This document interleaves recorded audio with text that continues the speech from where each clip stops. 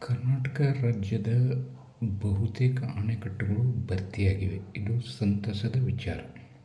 ಸರ್ಕಾರ ಕೂಡ ಈಗಾಗಲೇ ಕಾವೇರಿ ಮತ್ತು ಕೃಷ್ಣಾ ನದಿಯ ಅಣೆಕಟ್ಟುಗಳಿಗೆ ಬಾಗಿನವನ್ನು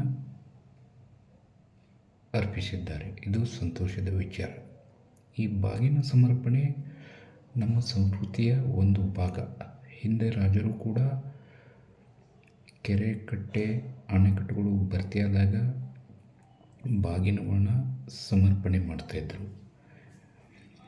ಹಳ್ಳಿಗಳಲ್ಲೂ ಕೂಡ ಊರ ಪ್ರಮುಖರು ಅಥವಾ ಗ್ರಾಮ ಪಂಚಾಯತಿಯಿಂದ ಕೆರೆ ತುಂಬಿದಾಗ ಬಾಗಿನ ಸಮರ್ಪಣೆಯಾಗುವುದು ಸಂಪ್ರದಾಯ. ಹಾಗೆ ಅದೇ ರೀತಿಯಾಗಿ ನಮ್ಮ ಉತ್ತರ ಕರ್ನಾಟಕದ ಜೀವನಾಡಿ ನದಿ ಮಲಪ್ರಭಾ. ಇದು ಬೆಳಗಾವಿ, ಬಾಗಲಕೋಟೆ, ಗದಗ, ಧಾರವಾಡ ಜಿಲ್ಲೆಗಳ ಜೀವನದಿಯಾಗಿದೆ.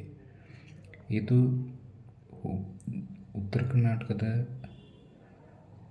ನಗರಗಳಾದಂತಹ ಧಾರವಾಡ ಮತ್ತು ಹುಬ್ಬಳ್ಳಿಗೆ ಕುಡಿಯುವ ನೀರನ್ನು ಸರಬರಾಜು ಮಾಡುವಂಥ ನದಿಯಾಗಿದೆ.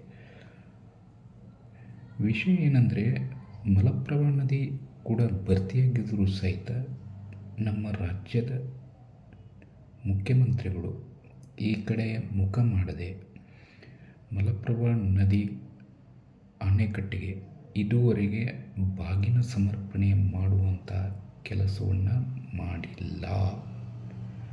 ದಯವಿಟ್ಟು ಸರ್ಕಾರದ ಮುಖ್ಯಸ್ಥರು ಈ ಬಗ್ಗೆ ಕೂಡಲೇ ಗಮನ ಹರಿಸಿ ಮಲಪ್ರಭಾ ಅಣೆಕಟ್ಟಿಗೆ ಆದಷ್ಟು ಕೂಡಲೇ ಬಾಗಿನ ಸಮರ್ಪಣೆ ಮಾಡಬೇಕಾಗಿ ವಿನಂತಿ.